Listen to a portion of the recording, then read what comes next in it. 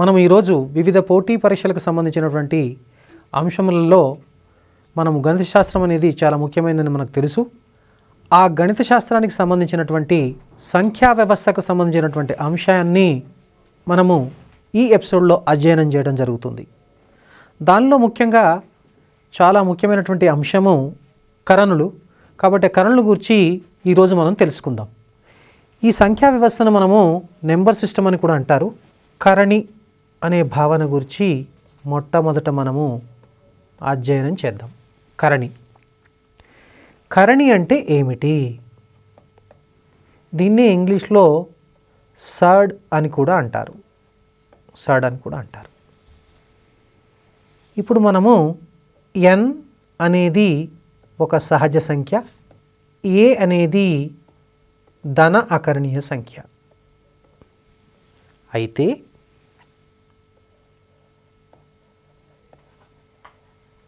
nth root ఏ లేదా దీన్ని a⁴1/n అనేది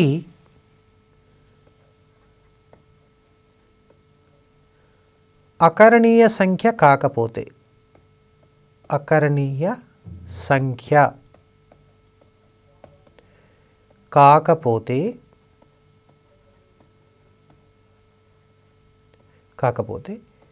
nth రూట్ ఏను కరణి అని అంటారు. అంటే దీన్ని క్లుప్తంగా మనం ఎలా చెప్పొచ్చు అంటే nth రూట్ ఏ కనుక does not belongs to Q, అయితే ఈ nth రూట్ ఏను nth ఆర్డర్ సర్డ్ అంటారు.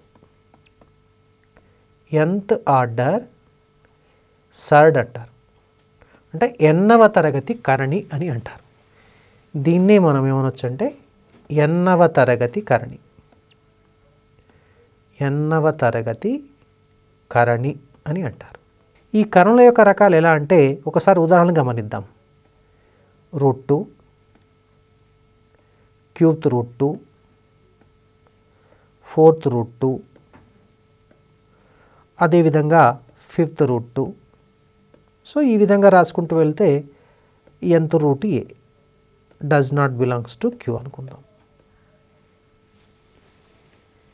ఈ రూట్ 2ను వర్గకరణి అంటారు. వర్గకరణి.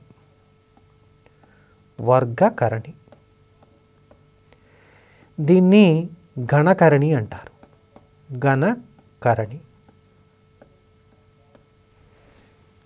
దీన్ని ద్వివర్గకరణి అంటారు. ద్వివర్గకరణి. అదేవిధంగా దీన్ని 5వ తరగతి లేదా ఫిఫ్త్ ఆర్డర్ సర్డ్ అంటారు.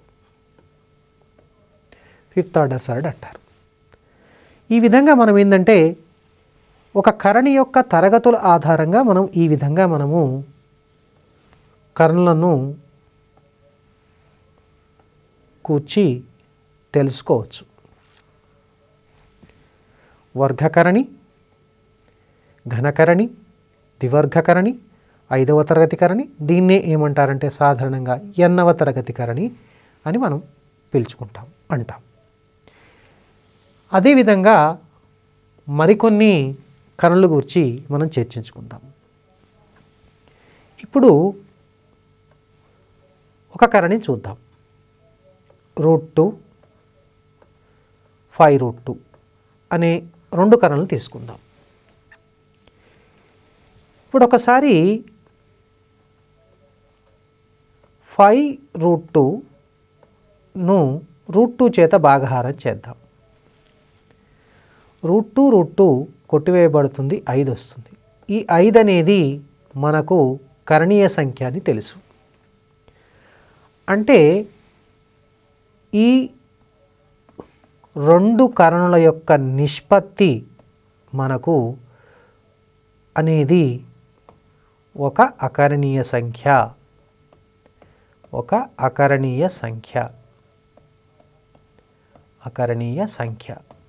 అని గమనించవచ్చు. ఈ విధంగా రెండు కరణుల యొక్క నిష్పత్తి గనక ఒక అకరణీయ సంఖ్య అయినట్లయితే ఈ రెండు కరణులను సజాతీయ కరణులు అని అంటారు. సజాతీయ కరణులు, వీటిని లైక్ సర్డ్స్ అంటారు. సజాతీయ కరణులు, వీటిని లైక్ సర్డ్స్ అంటారు. Like surds. మరొక ఉదాహరణ పరిశీలిద్దాం. ఏ విధంగా అంటే √2 √3 తీసుకుందాం. వీటి యొక్క నిష్పత్తిని గమనిద్దాం. అంటే వీటి యొక్క నిష్పత్తి అంటే √2కు √3కి గల నిష్పత్తిని మనం ఒకసారి చూద్దాం. దీన్ని మనము √2/√3గా రాయగలం. దీన్ని √2/3. ఈ √2/3 యొక్క విలువ ఏమవుతుందో ఊహించగలరా? ఇది అకరణీయ సంఖ్య కావట్లేదు, కాబట్టి ఇది does not belongs to Q. కాబట్టి దీన్ని కరణి అంటాం. అంటే ఈ రెండు కరణుల యొక్క నిష్పత్తి అకరణీయ సంఖ్య కావట్లేదు. కాబట్టి వీటిని ఏమంటారంటే వీటిని విజాతీయ కరణులు అంటారు. విజాతీయ కరణులు అంటారు. వీటిని అన్లైక్ సర్డ్స్ అంటారు. శుద్ధ కరణి. అదేవిధంగా నెక్స్ట్ మిశ్రమకరణి. శుద్ధకరణి, మిశ్రమకరణి. శుద్ధకరణిని ప్యూర్ సర్డ్ అంటారు. మిశ్రమకరణిని దట్ ఈస్ మిక్స్డ్ సర్డ్ అంటారు. వీటి యొక్క ఉదాహరణలు ఒకసారి గమనిద్దాం. ఇప్పుడు చూడండి, √2 5√2 లేదా √3 ³ ఇవన్నీ కూడా శుద్ధకరణులకు ఉదాహరణలు. ఇప్పుడు 5 + √2 ఇది కూడా మిశ్రమకరణి వస్తుంది. అంటే ఏ ఒక అకరణీయ సంఖ్య √b కనుక కరణి అయితే ఇప్పుడు a × √b, a√bని మిశ్రమకరణి అంటారు. అదేవిధంగా a + √b కూడా మిశ్రమకరణి అంటారు. ఒకసారి ఇప్పుడు మీరు ఈ a + √bలో ఉన్నటువంటి యొక్క పదాల సంఖ్యను, ఎన్ని పదాలు ఉన్నాయో ఒకసారి గమనిద్దాం. a + √bలో మనకు 1 2 అంటే దీంట్లో 2 పదాలు ఉన్నాయి. కాబట్టి దీన్ని ఏమంటారంటే ద్విపదకరణి అని కూడా అంటారు. ద్విపదకరణి. బైనామియల్, దీన్ని బైనామియల్ సర్డ్ అంటారు. బైనామియల్ సర్డ్ అనేది, ద్విపదకరణి అనేది ఏ రూపంలో ఉంటుంది? అది a + √b. ఇక్కడ మనకు అనుమానం రావచ్చు, మరి a - √b ఉంటే ఏమంటారు? a - √b కానీ a + √b కానీ దాన్ని మనము ద్విపదకరణి అని అంటారు. అంటే ఇప్పుడు a - √b కూడా ద్విపదకరణిగా తీసుకోవచ్చు. ఈ రెండింటిని కలిపి మనము a ± √bని ద్విపదకరణి అంటారు. ఇప్పుడు మనము ఈ ద్విపదకరణి యొక్క వర్గమూలాన్ని ఏ విధంగా గణించాలి అంటే √² ఏ బైనామియల్ సర్డ్ను మనం ఏ విధంగా గణించాలో దాని గురించి చర్చించుకుందాం. అంటే ఇప్పుడు ఒకసారి మనము √x + √y యొక్క వర్గాన్ని పరిశీలిద్దాం. √x + √y ² √x + √y² అంటే దీన్ని మనము √x² + √y² + 2 × √x × √yగా రాయవచ్చు కదా. అంటే మనం బీజగణితంలోని a + b² అనేటువంటి యొక్క సర్వసమానతను మనం ఉపయోగించి రాయడం జరిగింది ఇక్కడ.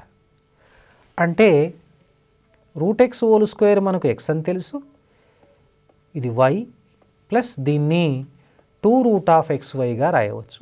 ఏ విధంగా రాసామంటే రూట్ ఏ ఇంటూ రూట్ బి అంటే దీన్ని మనము రూట్ ఆఫ్ ఏబి అని మనకు తెలుసు. ఇప్పుడు మనం ఏం చేద్దామంటే ఈ ఎక్స్ ప్లస్ వై స్థానంలో ఎక్స్ అనేది ఒక అకరణీయ సంఖ్య, వై అనేది ఒక అకరణీయ సంఖ్య. ఈ ఎక్స్ ప్లస్ వై స్థానంలో మనము ఏ అనేటువంటి యొక్క అకరణీయ సంఖ్యను రాద్దాం. అదేవిధంగా ఈ 2 రూట్ ఎక్స్ వై స్థానంలో మనం ఏం చేద్దామంటే రూట్ బి రాద్దాం. అప్పుడు ఇది ఏ రూపంలోకి వస్తుంది, దీన్ని మనము ఏ ప్లస్ రూట్ బి రూపంలో రాయవచ్చు. అదేవిధంగా similarly root x minus root y whole square విలువ ఎంత? ఈ విలువను మీరు ఊహించగలరా?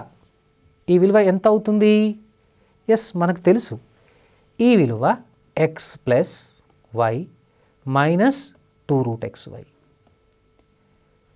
ఇదే విధంగా ఈ ఎక్స్ ప్లస్ వై బదులు ఈ 2 రూట్ ఎక్స్ వై బదులు ఇప్పుడు మనం గనక ఏ రూట్ బి రాసినట్లయితే ఇది ఏ మైనస్ రూట్ బి రూపంలోకి వస్తుంది. ఇప్పుడు మనము ఏ ప్లస్ రూట్ బి కానీ ఇప్పుడు ఏ మైనస్ రూట్ బి కానీ వీటి యొక్క వర్గమూలం అనేది ఇప్పుడు మనము విపర్యాన్ని ఉపయోగించినట్లయితే ఆ విపర్యం ప్రకారం మనము ఈ root of A plus or minus root B is equal to root X plus or minus root Y ఇచ్చట ఎక్స్ గ్రేటర్ దాన్ వై అనగా ధనాత్మక వర్గమూలం. మనకు పోటీ పరీక్షల్లో ఏదైనా ఒక ద్విపదకరణి ఇచ్చి అంటే బైనామల్ సరళి ఇచ్చి దానికి ధనాత్మక వర్గమూలం గణించండి అనడం జరుగుతుంది. అంటే ఆ పోటీ పరీక్షలో మనం సాధించాలంటే మొట్టమొదట దాని యొక్క కాన్సెప్ట్ అనేది, భావన అనేది మనకు రావాలి. కాబట్టి ఇప్పుడు మనము square root of A plus or minus root B అంటే అది root X plus or minus root Y రూపంలో వస్తుందని తెలుస్తుంది. అదేవిధంగా ఇక్కడ ఎక్స్ వై మీరు గమనించినట్లయితే చూడండి, ఎక్స్ ప్లస్ వై అనేది ఏ, ఎక్స్ వై అనేది బికి సమానంగా ఉంటుంది. అంటే సంఖ్యల మొత్తం ఏ, సంఖ్యల లబ్ధం బి. అంటే ఈ యొక్క ఒక లాజికల్ రీజనింగ్ ప్రకారము మనం గమనిస్తూ సమస్యలు సాధించడానికి సులభంగా ఉంటుంది. మనం ఇప్పుడు ఒకసారి ఈ ద్విపదకరణల యొక్క వర్గమూలం ఏ విధంగా కనుక్కోవాలో చర్చించుకుందాం. ద్విపద కరణుల వర్గమూలము, వీటిని స్క్వేర్ రూట్స్ ఏ విధంగా కనుక్కోవాలో చూద్దాం. ఇప్పుడు ఒక ప్రశ్న తీసుకుందాం. 5 ప్లస్ 2 రూట్ 6 యొక్క వర్గమూలము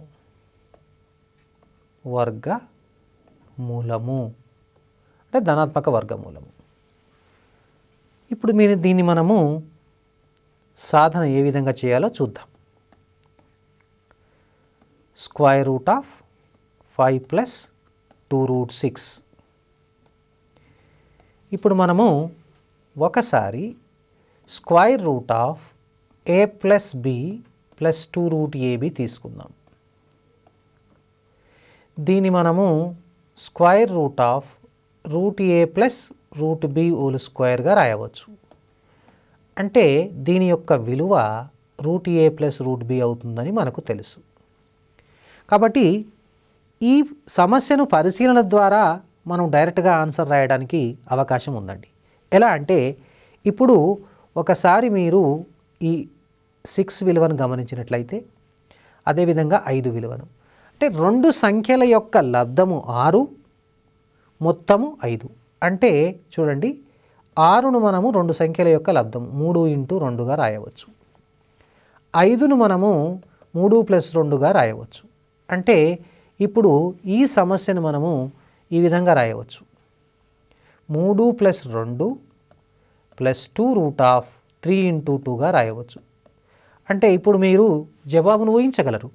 ఇది a + b + 2√ab లాగా ఉంది. కాబట్టి దాని యొక్క విలువ √a + √b కదండి. కాబట్టి ఇప్పుడు మనం ఏ విధంగా రాయవచ్చు?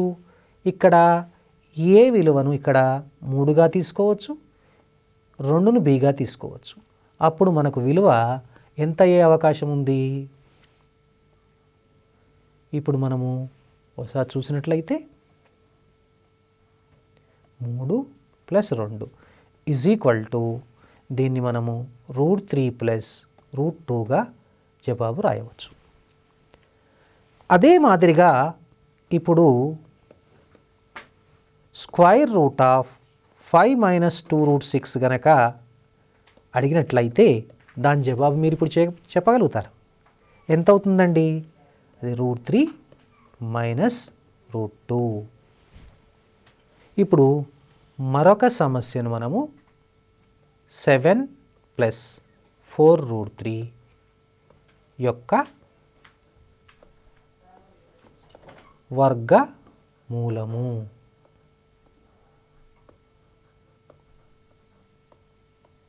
ఓకే, దీన్ని ఏ విధంగా మనం చేయాలో చూద్దాం. ఇక్కడ √7 + 4√3 రాస్తాము. అయితే ఒకసారి ఈ సమస్యను పరిశీలించినట్లయితే 7 + 4√3 అనేది ఈ 7 + 4√3 అనేది a + b + 2√ab రూపంలో లేదు. అలా ఉన్నట్లయితే దాన్ని √a + √b రూపంలో మనం సులభంగా రాసేవాళ్ళం. కాబట్టి ఇక్కడ ఒక చిన్న మార్పు చేయాలి. సమస్యలో మనం మార్చుకోవాల్సిన అవసరం ఉంటుంది. అంటే ఈ ప్రశ్న మనకు నూతన ప్రశ్నగా మనం మార్చుకోవాల్సిన అవసరం ఉంది. ఎలా మార్చుకోవాలి? ఇప్పుడు మనము ఈ 4√3ని 2 × 2√3గా రాయవచ్చు. ఈ 2√3 అనేది మిశ్రమకరణిని గతంలో మనం చర్చించుకోవడం జరిగింది. దాన్ని శుద్ధకరణిగా మార్చుకోవాలి. అంటే ఇప్పుడు మనం దీన్ని 2√2² అంటే 4 అవుతుంది. 4 × 3 12. అంటే ఇప్పుడు మనము 4√3ని 2√12గా రాయవచ్చు. అంటే ఇప్పుడు మనము ఈ సమస్యను మనము √7 + 2√12గా రాసాము. మరొక ప్రశ్న వేసుకోవాలి. ఇప్పుడు 12 లబ్ధము 7 మొత్తము ఆ సంఖ్యలు ఏంటి మనకు తెలుసు. అంటే 12 = 4 × 3, 7 = 4 + 3. కాబట్టి ఇప్పుడు మనం దీన్ని √4 + 3 + 2√4 × 3గా రాయవచ్చు. ఇప్పుడు జవాబు సులభంగా రాయగలగరండి. ఎంతో మీరు ఊహించగలరా జవాబును? ఎస్, మీరు కరెక్ట్ అండి. దీన్ని √4 + √3, మళ్ళీ √4 అంటే 2 + 3. కాబట్టి 7 + 4√3 యొక్క వర్గమూలము 2 + √3. అదే మాదిరిగా మనం ఇప్పుడు √7 - 4√3 విలువ మనం చెప్పవచ్చు. అది 2 - √3 అవుతుంది. దీనిపైన మనకు వివిధ రకాలైనటువంటి ప్రశ్నలు మనమే తయారు చేసుకోవచ్చు. ఎలా అంటే √7 + 4√3 +√7 - 4√3 అని అడిగారనుకోండి.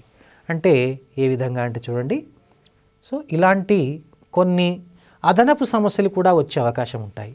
ఎలా అంటే √7 + 4√3 +√7 - 4√3 ఎంత అని ప్రశ్న వచ్చిందనుకోండి. మనం కంగారు పడవలసిన అవసరం లేదండి.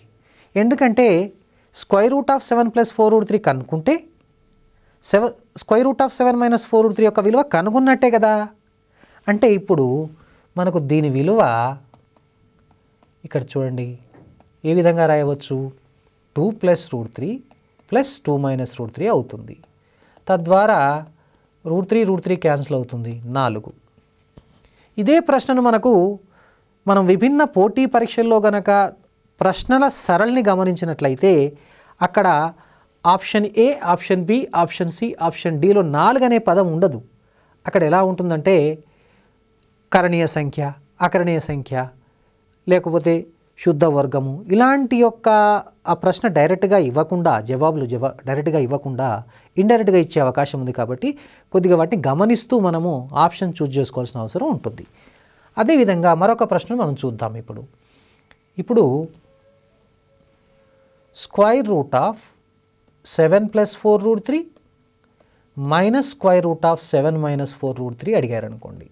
ఇప్పుడు దీని జవాబు మీరు చెప్పగలరు. ఎలా?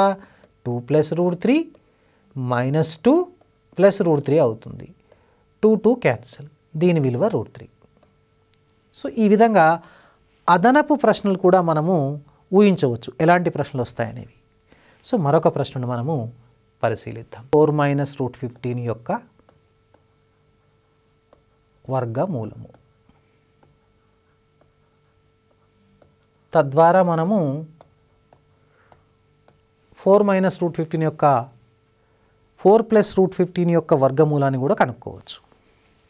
ఇప్పుడు మన యొక్క సాధన చూసినట్లయితే స్క్వైర్ రూట్ ఆఫ్ 4 - √15. ఒకసారి ఈ ప్రశ్నను పరిశీలించినట్లయితే ఈ √15 అనేది ఇప్పుడు దాన్ని మనము 2√AB రాయలేము. ఎందుకంటే 15 యొక్క కారణాంకాలు 5 × 3, దానిలో ఒక కారణాంకం 4గా లేదు.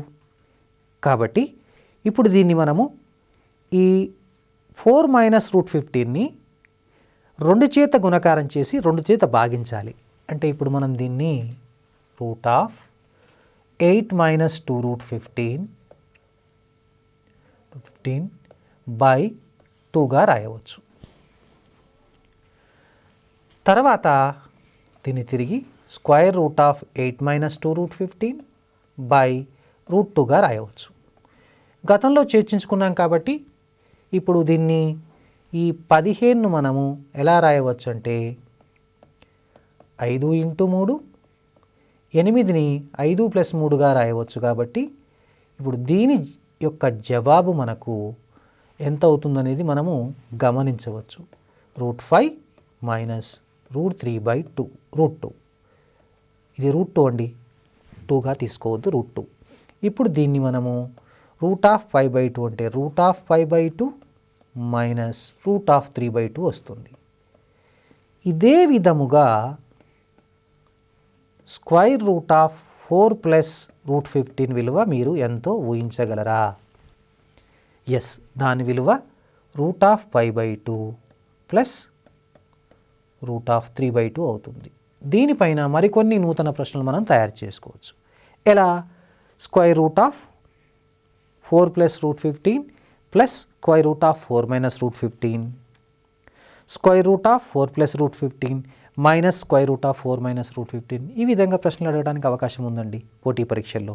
సాధారణంగా వివిధ పోటీ పరీక్షల్లో ఈ రకమైనటువంటి ప్రశ్నలు చాలా విస్తృతంగా అడుగుతున్నారు. కాబట్టి ఆ మోడల్ సమస్యలను మనము చేయవలసిన అవసరం ఎంతైనా ఉంది. ఒకసారి ఆ ప్రశ్నలు మనము గమనిద్దాం. Square root of A plus square root of A plus square root of A plus dash dash infinity A greater than A is equal to విలువ ఎంత? వాల్యూ. దీన్ని మొదట మనం ఏం చేద్దామంటే ఈ సమస్యను x అనుకున్నట్లయితే x is equal to root of A plus root of A plus root of A plus dash dash infinity.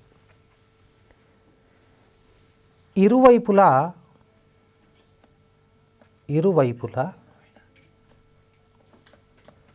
వర్గము చేయగా, స్క్వైరింగ్ ఆన్ బోత్ సైడ్స్, ఇరువైపులా వర్గము చేయగా, ఇరువైపులా వర్గం చేయటం వల్ల ఇక్కడ x² వస్తుందని తెలుసు మనకు. ఇక్కడ A plus root of A plus root of A plus root of A plus dash dash infinity వస్తుంది. ఒకసారి గమనించండి ఈ సోపానాన్ని. ఈ సోపానంలో మనం ఏం గమనించవచ్చు అంటే ఈ విలువ మొత్తం కూడా తిరిగి మనకు ఈ ఎక్స్ విలువనే వచ్చింది. అంటే మనం ఇప్పుడు ఏ ప్లస్ దీన్ని ఎక్స్గా రాసుకోవచ్చు. ఏ ప్లస్ ఎక్స్ ఈ రెండు పదాలను మనము కుడివైపు తీసుకొచ్చినట్లయితే దీన్ని మనము X square minus x minus A is equal to 0 అనే వర్గ సమీకరణం రూపొందించబడుతుంది. అంటే X is equal to route of A plus route of A plus route of A dash dash infinity అయినట్లయితే మనకు దీని నుంచి వచ్చేటటువంటి యొక్క క్వాడ్రాటిక్ ఈక్వేషన్ ఏంటంటే X square minus x minus A is equal to 0. So దీన్ని ఆధారంగా మనకు పరీక్షలో ప్రశ్నలు అడగడం జరుగుతుంది. అవి ఎలాంటి ప్రశ్నలో ఒకసారి మనం పరిశీలిద్దాం. Root of 3 plus root of 3 dash dash infinity is equal to X అయితే ఇక్కడ ఆప్షన్స్ ఇవ్వడం జరుగుతుంది. సో ఎలాంటి ఆప్షన్స్? ఏ అనే option x square minus x minus 3 equal to 0 ఒక వర్గ సమీకరణము. బి అనేది x square plus x minus 3 is equal to 0. C అనేది x square minus x plus 3 is equal to 0. D అనే option x square plus x plus 3 is equal to 0. ఇప్పుడు మీరు దీని యొక్క జవాబును మనం సులభంగా రాయవచ్చు, గమనించవచ్చు. ఎలా గమనించవచ్చు అంటే ఇక్కడ ఏ బదులు 3 ఉంది కాబట్టి ఇక్కడ ఒక సమీకరణాన్ని ఒకసారి మనం గమనించినట్లయితే X square minus x minus A is equal to 0. ఏ విలువ ఎంత? ఇక్కడ ఏ ఈజ్ ఈక్వల్ టు 3. కాబట్టి మనకు వచ్చేటటువంటి యొక్క వర్గ సమీకరణం X square minus x minus 3 is equal to 0 అవుతుంది. మనము ఈ విషయాన్ని మనం గమనించవచ్చు. కాబట్టి ఈ ప్రకారము ఒకసారి ఇక్కడ ఇచ్చినటువంటి ఆప్షన్స్ను గమనించినట్లయితే మనకు కావలసినటువంటి ఆప్షను మొదటి ఆప్షన్ అవుతుంది ఏ. సో ఆన్సర్ అనేది ఇక్కడ ఏ. ఇప్పుడు దీని యొక్క విలువను అడిగారనుకోండి, విలువను అడిగినప్పుడు మనం ఈ విధంగా చేయాలి. సో విలువను అడిగినప్పుడు ఇక్కడ మనం ఏం చేయొచ్చు అంటే ఈ వర్గ సమీకరణం యొక్క సాధన చూసినట్లయితే, అంటే ఈ వర్గ సమీకరణం యొక్క సాధన ఏమవుతుంది? X is equal to minus B అంటే 1 plus or minus under root of B square అంటే 1 మైనస్ 4ac అంటే ప్లస్ 4a అవుతుంది ఇక్కడ బై 2a. ఏ అనేది 1 కాబట్టి బై 2. అంటే ఇప్పుడు మనం గమనించవలసిన విషయం ఏమిటంటే ఇప్పుడు దీని యొక్క విలువ మనకు ఈ విలువ అవుతుంది. Square root of A plus square root of A plus square root of A dash dash infinity is equal to 1 plus or minus square root of 1 plus 4a by 2. కానీ ఇక్కడ ప్లస్ ఆర్ మైనస్ ఉంది కాబట్టి ఏ గుర్తు తీసుకోవాలి అది ప్రశ్న. ఇక్కడ ఏ greater than 0 ఉంది కాబట్టి ఈ విలువ ఎల్లప్పుడూ ధనాత్మకం అవుతుంది, రుణాత్మకం కాదు. కాబట్టి ఇప్పుడు మనం ఇక్కడ ఏ గ్రేటర్ దాన్ 0 కాబట్టి దీని విలువ మనము 1 plus square root of 1 plus 4a by 2గా తీసుకోవాలి. ఈ విలువగా తీసుకోవాలి. ఈ విలువ ఆధారంగా మనం ఇలాంటి సమస్యలకు విలువలు కూడా కనుక్కోవచ్చు. వర్గ సమీకరణం రూపొందించడమే కాదు, దాని యొక్క విలువను కూడా మనము ఈ సూత్రం ద్వారా సులభంగా రాయవచ్చు. ఈ సూత్రమే కాకుండా మరికొన్ని అతి సూక్ష్మ పద్ధతులు కూడా ఉన్నాయి, వాటిని షార్ట్ కట్ మెథడ్స్ అంటూ కూడా ఉంటారు. కాబట్టి ఇప్పుడు నెక్స్ట్ మనము అలాంటి సమస్యలు కూడా సాధించడానికి మనం ప్రయత్నం చేద్దాం. Square root of 6 plus square root of 6 plus square root of 6 plus dash dash infinity is equal to, ఇక్కడ options A 2, B 3, C 6, D -3 ఈ విధంగా ఉందనుకుందాం. ఇప్పుడు ఇక్కడ తెలుసు మనకు ఎక్స్ అనుకున్నట్లయితే x² - x - 6 0 వస్తుంది. దీన్ని మనము సాధించాలంటే x² - 3x + 2x - 6 0 అంటే కారణాంక పద్ధతి ద్వారా ఈ రెండిట్లో నుంచి x కామన్ తీస్తే x - 3 + 2 కామన్ తీస్తే x - 3 = 0గా రాయవచ్చు. అవునా? ఈ రెండిట్లో నుంచి x - 3 కనుక కామన్ తీసినట్లయితే x + 2 = 0 వస్తుంది. మనకు తెలుసు బీజగణితంలో ఒక భావన ఉంది. ఏంటా భావన అంటే చూడండి, ఇప్పుడు a × b = 0 అయిందనుకోండి. ఇది ఏ సందర్భంలో అవుతుంది? a, bలని కనుక రెండు వాస్తవ సంఖ్యలైనప్పుడు ఆ రెండు వాస్తవ సంఖ్యల లబ్ధము అంటే the product of 2 real numbers is 0 అయినప్పుడు ఇక్కడ మనకు ఒక 3 సందర్భాలు వచ్చే అవకాశం ఉందండి. ఎలా అంటే a = 0 కావచ్చు, లేదా b = 0 కావచ్చు, లేదా రెండు కూడా 0 కావచ్చు. కాబట్టి దీన్ని మనం యొక్క కాన్సెప్ట్గా తీసుకొని ఇచ్చట మనం ఏమి రాయవచ్చు అంటే x - 3 0 అంటే x = 3, లేదా x + 2 0 x = -2 అంటే ఈ విలువను మనం xగా భావించినట్లయితే అది 3 కానీ -2 అని అవుతుంది. ఇక్కడ మరొక ప్రశ్న ఉద్భవిస్తుంది. ఏమిటి? దీని యొక్క విలువ రుణాత్మకమయ్యే అవకాశం ఉన్నదా? లేదు. కాబట్టి ఈ సాధనను మనం పరిగణలోకి తీసుకోవద్దు. దీన్ని మనం డిలీట్ చేయాలి, డిస్కార్డ్ చేయాలి. అంటే మిగిలినటువంటి యొక్క సాధన ఏంటి? ఇక్కడ 3. కాబట్టి దీని యొక్క విలువ 3. కానీ మనము పోటీ పరీక్షలు రాసేటప్పుడు మనకు ఇంత సమయం ఉండదు. కాబట్టి దీన్ని షార్ట్కట్ పద్ధతిలో చేయాలి. కాబట్టి షార్ట్కట్ పద్ధతి ఏ విధంగా చేయాలో చూద్దాం. Shortcut method.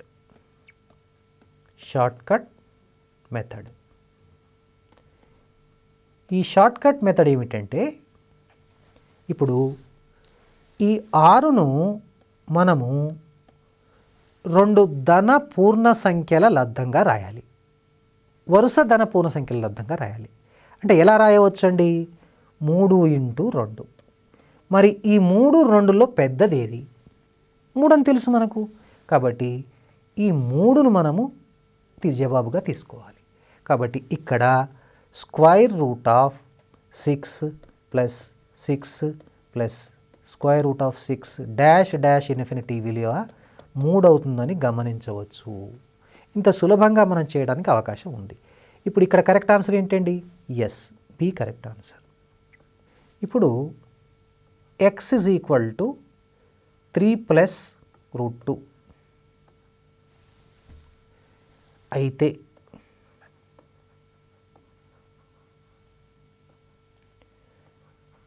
x² - 6x = ఎంత అనే వాల్యూ అడిగారు అనుకోండి. మనం ఈ ప్రశ్న ఏ విధంగా సాధించాలి అంటే, సాధారణంగా మనం ఏం చేస్తామంటే ఈ x = 3 + √2 విలువను ఇక్కడ ప్రతిక్షేపించి 3 + √2 2 - 6 × 3 + √2 అని చేస్తే వస్తుందండి. కానీ దానికంటే మనం సులభమైన పద్ధతి పాటించడానికి అవకాశం ఉంది. అంటే ఇక్కడ ఏంటంటే x = 3 + √2 సాధన కలిగినటువంటి ఒక వర్గ సమీకరణాన్ని మనం రూపొందించాలి. అంటే we have to form a quadratic equation whose root is 3 + √2. దీన్ని ఎలా చేయాలో చూద్దాం ఒకసారి. x = 3 + √2 అని ఇవ్వడం జరిగింది కాబట్టి 3ని ఇటువైపు తీసుకొచ్చినట్లయితే x - 3 = √2 అవుతుంది. దీన్ని ఇరువైపులా వర్గం చేద్దాం. వర్గము చేయగా ఇరువైపులా వర్గం చేస్తాం. ఇరువైపులా వర్గం చేయగా అంటే x - 3 2 √2². ఇప్పుడు దీన్ని మనము x² - 6x + 9గా రాయవచ్చు. ఇది 2 అవుతుంది. అంటే x² - 6x + 7 = 0. ఇప్పుడు మనకు కావాల్సింది x² - 6x కదండి, అది -7 అని మనము గమనించవచ్చు.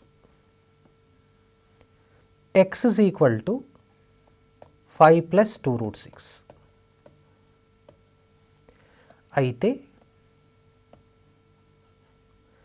x + 1/x విలువ ఎంత? The value of x + 1/x. అయితే ఇక్కడ గమనించవలసినటువంటి విషయం ఏంటంటే, ఇక్కడ ఈ సమస్యలో మనము అకరణీయము చేయడం అనేది ఒక ప్రక్రియ మనకు తెలుసుకోవాలి. దాన్ని రేషనలైజింగ్ ద డినామినేటర్ అంటారు. అంటే ఆరాన్ని అకరణీయం చేయటం. అంటే కొన్ని సందర్భాల్లో లవాన్ని కూడా అకరణీయం చేస్తామండి, అది సాధారణంగా మన అవధుల్లో ఉపయోగిస్తాము. కాకపోతే ఇక్కడ హారాన్ని ఏ విధంగా చేయాలి, అకరణీయ కారణాంకం అనేటువంటి ఒక భావన ఉంటుందండి. ఇక్కడ ఆ భావన తెలిస్తే ఈ సమస్యను చాలా సులభంగా చేసుకోవచ్చు. మొట్టమొదట మనం కనుక్కోవాల్సింది 1/x విలువ. 1/x అంటే 1/5 + 2√6. ఈ 5 + 2√6 యొక్క అకరణీయ కారణాంకము 5 - 2√6. లవహారాలను 5 - 2√6తోని గుణకారం చేసినట్లయితే ఇప్పుడు మనకు 5 - 2√6 ఇక్కడ వచ్చేది 25 - 24 వస్తుందండి. అంటే 25 - 24 అంటే 1 కదండి, అంటే 5 - 2√6. ఇప్పుడు మనకు x తెలుసు, 1/x తెలుసు. మనకు కావాల్సింది x + 1/x కాబట్టి ఇక్కడ 5 + 2√6కు 5 - 2√6 కూడడం జరుగుతుంది, ప్లస్ 5 - 2√6. ఈ 2√6 క్యాన్సిల్ అండి. ఎంత వస్తుందండి? 10. అంటే ఇప్పుడు x + 1/x విలువ 10 అవుతుంది. ఇప్పుడు మనము ఒకసారి గమనించాలి. ఇక్కడ ఒక విషయాన్ని మనము గుర్తుపెట్టుకోవచ్చు. ఎలా అంటే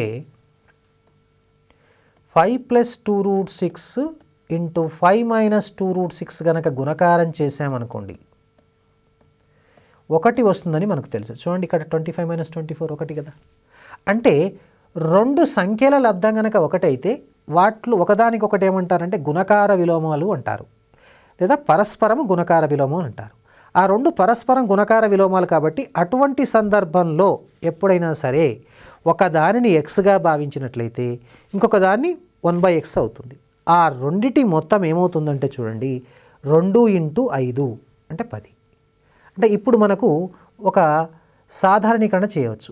a + √b a - √b గనక ఇవి గుణకార విలోమాలైతే పరస్పరము, దీనిలో ఒకదాన్ని మనం xగా భావించినట్లయితే x + √b అనుకున్నట్లయితే ఇంకొకటి 1/x = a - √b అవుతుంది. ఇక దీని నుంచి మనం కొత్త ప్రశ్న సృష్టించుకోవచ్చు. x + 1/x అంటే 2a అవుతుంది, x - 1/x అంటే 2√b అవుతుందండి. మనము దీన్ని ఈ విధంగా గుర్తుపెట్టుకోవచ్చు. ఏ సందర్భంలో వస్తుందండి గమనించండి. a + √b × a - √b 1 అయినప్పుడు మాత్రమే. చాలా జాగ్రత్త అండి. ఇక్కడ ఒక కండిషన్ గుర్తుపెట్టుకోవాలి. ఏం condition? Provided a + √b × a - √b = 1 అనే వస్తుంది.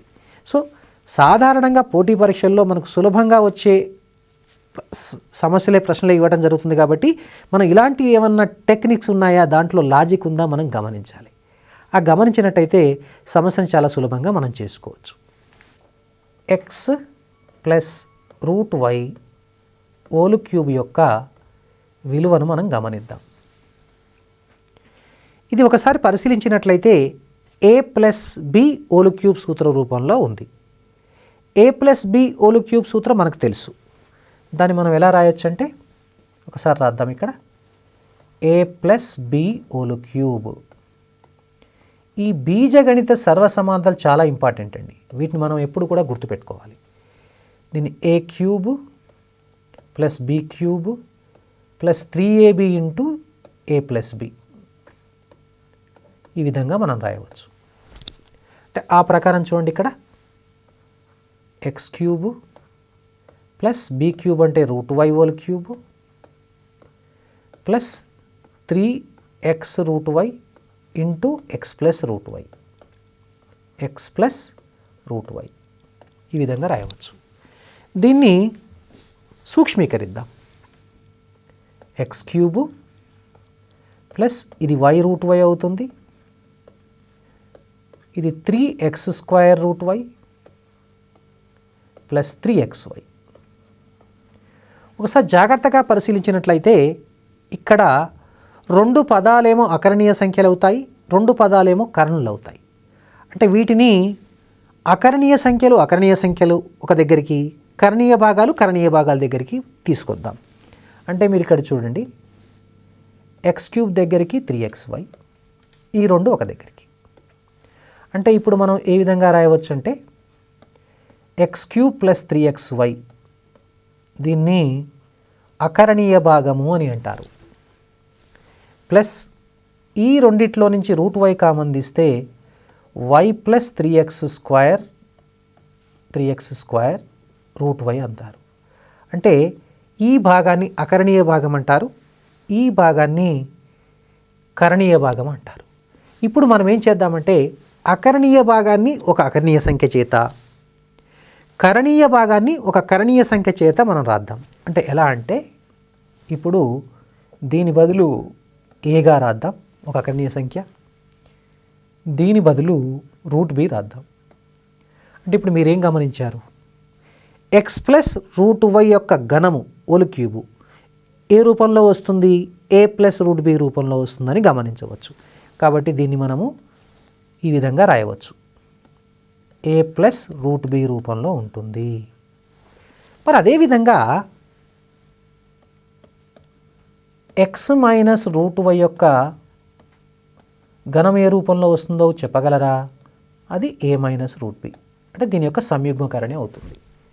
ఇప్పుడు మనం దీన్ని రెండింటినీ జత చేసి ఒకే విధంగా చెప్పడానికి అవకాశం ఉంది. ఏ విధంగా చెప్పవచ్చు అంటే x plus or minus √y ³ అనేది a plus or minus √b రూపంలో ఉంటుంది.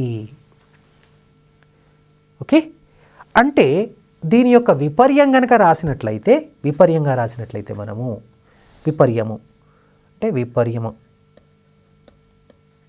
కాన్వర్స్ స్టేట్మెంట్, విపర్యముగా దీన్ని ఏ విధంగా రాయవచ్చు? విపర్యంగా √√ a plus or minus √b is equal to x plus or minus √y రూపంలో ఉంటుందని చెప్పవచ్చు. కాబట్టి ఇప్పుడు మనము కొన్ని ఘనమూలం యొక్క సమస్యలను సాధించడానికి ప్రయత్నం చేద్దాం. √7 ప్లస్ 5√2 ఇది సమస్య. a 1 plus √2, b 2 plus √2, c 3 plus √2, d √3 plus √2. ఈ విధంగా మనకు పరీక్షలు ఇవ్వడం జరుగుతుంది. అయితే దీనికి మామూలుగా గమనించినట్లయితే చాలా పెద్ద పద్ధతి ఉంటుందండి. అంటే that is very tedious method. మరి అలా ఇప్పుడు మన కాంపిటేటివ్ ఎంట్రన్స్ ఎగ్జామినేషన్లో తక్కువ టైంలో చేయాలి కాబట్టి దీనికి ఒక షార్ట్ కట్ పద్ధతిలో మనం చేయడానికి ప్రయత్నం చేద్దాం. Short method or short cut method, alternative method. వీటిని ఈ స్ట్రాటజీస్ కనుక ఉపయోగించినట్లయితే మనము కాంపిటేటివ్ ఎగ్జామినేషన్లో చాలా సులభంగా అన్ని ప్రశ్నలు సమాధానం రాయడానికి మనకు సమయం దొరుకుతుందండి. ఇప్పుడు మనం దీన్ని √7 ప్లస్ 5√2ను మీరు a ప్లస్ √b అనుకోండి, లెట్ అనుకోండి. ఘనం చేయండి, ఇరువైపులా ఘనము అంటే ఘనము చేయగా క్యూబింగ్ చేస్తాం. క్యూబింగ్ చేస్తే ఇది 7 ప్లస్ 5√2 అవుతుంది. దీన్ని ఎలా రాయొచ్చు అంటే a³ ప్లస్ 3ab ప్లస్ ఇప్పుడు b plus 3a² of √b ఈ రూపంలో వస్తుంది. మీరు ఒకసారి ఈ ఎడం వైపు ఘనం చేసి దాని విలువను పరిశీలించవచ్చు. దీనిలో మీరు కేవలం ఈ ఇరువైపులో పోల్చేటప్పుడు మీరు కేవలం అకరణీయ భాగాన్ని మాత్రమే పోల్చండి. అంటే అకరణీయ భాగాన్ని మాత్రమే అంటే చూడండి, ఇక్కడ ఈ భాగాన్ని, దీన్నే రేషనల్ పార్ట్, ఇటువైపున రేషనల్ పార్ట్ ఏంది, ఇది రేషనల్ పార్ట్. ఈ రెండింటిని మనము ఇప్పుడు పోల్చుదాం. అంటే ఇప్పుడు మనకేమొస్తుంది ఇక్కడ చూడండి ఒకసారి, ఏ క్యూబ్ ప్లస్ 3ab = 7 అని వస్తుంది. చాలు, ఈ విలువ ఆధారంగా మనము a, b విలువలు కనుక్కుంటే మనకు జవాబు సులభంగా అవుతుంది. ఎలా కనుక్కోవాలి? ఫస్ట్ మొట్టమొదట ఒకసారి a = 1 ప్రతిక్షేపించి చూడండి దీంట్లో. ఎందుకంటే ఇది ఘన సమీకరణ రూపంలో ఉంటుంది కాబట్టి a = 1. దీన్ని యత్న దోష పద్ధతి అంటారు, trial and error method. So 1 cube 1 అని తెలుసు మనకు, ప్లస్ 3b = 7. ఇప్పుడు మనం దీని నుంచి ఈ సమీకరణాన్ని సాధిస్తే 3b = 6, b = 2 అని తెలుసు. అంటే ఇక్కడ ఒక విషయం గమనించాలి మీరు, a = 1 అనేది ఇది మనకు పూర్ణ సంఖ్య అని తెలుసు, ధనపూర్ణ సంఖ్య. దానికి అనురూపంగా మనకు ఒక ధనపూర్ణ సంఖ్యనే రావాలి, అంటే పూర్ణ సంఖ్య రావాలి. పూర్ణ సంఖ్య రాకుండా మన గనక అక్కడ ఏదైనాటువంటి యొక్క అకరణీయ సంఖ్య రూపంలో వచ్చిందనుకోండి, అది సాధన కాదు. కాబట్టి ఇప్పుడు b = 2 వచ్చింది కాబట్టి సాధన. అంటే ఇప్పుడు మనకు చూడండి a + √b, ఈ క్యూబ్డ్ రూట్ ఆఫ్ 7 + 5√2 మనం జవాబు ఏం రాయవచ్చు అంటే 1 + √2గా రాయవచ్చు. సో జవాబు మనకు A. So option A correct. ఇప్పుడు మీకు దీని నుంచి మరొక నూతన ప్రశ్న మనము రూపొందించవచ్చు. ఈ ఒక్క ప్రశ్న తెలిస్తే ఇంకొక ప్రశ్న చాలా సులభంగా రాయవచ్చు. ఎలా అంటే చూడండి ప్రశ్న అది, ఇప్పుడు క్యూబ్డ్ రూట్ ఆఫ్ 7 - 5√2 అడిగారు అనుకోండి. అంటే ఈ క్యూబ్డ్ రూట్ ఆఫ్ 7 + 5√2 యొక్క సంయుగ్మకరణి, అంటే దట్ ఈస్ కాంజుగేట్ సైడ్. అంటే 1 + √2 యొక్క కాంజుగేట్ సైడ్ ఏంటంటే 1 - √2. సో దాని జవాబు కూడా తెలిసింది. ఇక దీని ద్వారా ఇంకా కొన్ని అదనపు సమస్యలు కూడా వచ్చే అవకాశం ఉంటాయి పరీక్షలో. వాటిని మనం ఎలా చేయవచ్చో, రూపొందించవచ్చో మనం చూద్దాం ఒకసారి. ఇప్పుడు మనం దీని ద్వారా ఇప్పుడు మరొక ప్రశ్నను మనం గమనిద్దాం. Cubed root of 7 + 5√2 plus cubed root of 7 - 5√2 విలువ ఎంత? ఇప్పుడు ఆప్షన్స్ ఇక్కడ 5, బి 14, సి 10, డి 2. మనకు క్యూబ్డ్ రూట్ ఆఫ్ 7 + 5√2 విలువ చేసాం మనం ఇప్పుడే. అది మనకు 1 + √2 అని మనకు తెలుసు. ఇప్పుడు క్యూబ్డ్ రూట్ ఆఫ్ 7 - 5√2 ఎంత అవుతుందండి? సో దీని యొక్క సంయుగ్మకరణి, దీని యొక్క సంయుగ్మకరణి ఎంత? దాని యొక్క సంయుగ్మకరణి మనకు 1 - √2 అని తెలుసు. ఇప్పుడు ప్రశ్న ఏంటి ఇక్కడ ఒకసారి చూడండి, cubed root of 7 + 5√2 plus cubed root of 7 - 5√2. అంటే ఈ రెండింటిని మనము కూడటమే. అంటే ఇప్పుడు ఏం చేస్తాము, 1 + √2 ప్లస్ 1 - √2. జస్ట్ ఈ యొక్క సోపానాలు రాయకుండానే మనము డైరెక్ట్గా జవాబు చెప్పడానికి అవకాశం ఉంది. ఎలా అంటే √2 కొట్టివేయబడుతుంది, 1 + 1 2. కాబట్టి ఆన్సర్ ఇక్కడ చూడండి D option. So D is the right option. So ఇదే విధంగా మరొక ప్రశ్న అడిగే అవకాశం ఉందండి. ఎలా అంటే cubed root of 7 + 5√2 minus cubed root of 7 - 5√2. ఇక్కడ కొద్దిగా తప్పు చేసే అవకాశం ఉంటుందండి, ఎందుకంటే సూక్ష్మీకరణ చాలా జాగ్రత్తగా చేయాలి. ఎలా అంటే మనకు గణితంలో చతుర్విధ ప్రక్రియలు చాలా ఇంపార్టెంట్ అండి. అంటే ప్లస్, మైనస్, గుణకారము, భాగాహారం. కాబట్టి వ్యవకలనం చేసేటప్పుడు, భాగాహారం చేసేటప్పుడు చాలా జాగ్రత్తలు తీసుకోవాలి. ఇప్పుడు మనకు దీని జవాబు తెలుసు. మనకు ఇక్కడ ఏంటండి 1 + √2 లో నుండి మనం చేయవలసింది 1 - √2 తీసివేయాలి. ఇది మనకు తెలుసు. ఇప్పుడు దీన్ని బ్రాకెట్స్ తీసేస్తే 1 + √2 మైనస్ 1 + √2 అవుతుంది. 1 1 క్యాన్సల్. సో √2 + √2 2√2. అయితే దీనిపైన కూడా మళ్ళీ అదనపు సమస్యలు వచ్చే అవకాశం ఉందండి. ఎలా అంటే cubed root of 7 + 5√2 plus cube root of 7 minus 5√2 ఒక అకరణీయ సంఖ్య.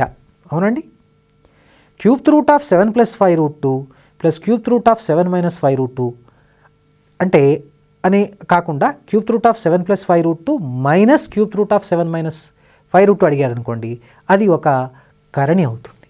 కాబట్టి ఈ విధంగా మనకు ఒక సమస్య ద్వారా చాలా సమస్యలు మనము సొంతంగా తయారు చేసుకోవచ్చు. అలాంటి ప్రశ్నలు ఏ ప్రశ్న వచ్చినా కానీ మనం పోటీ పరీక్షల్లో చాలా సులభంగా రాయవచ్చు.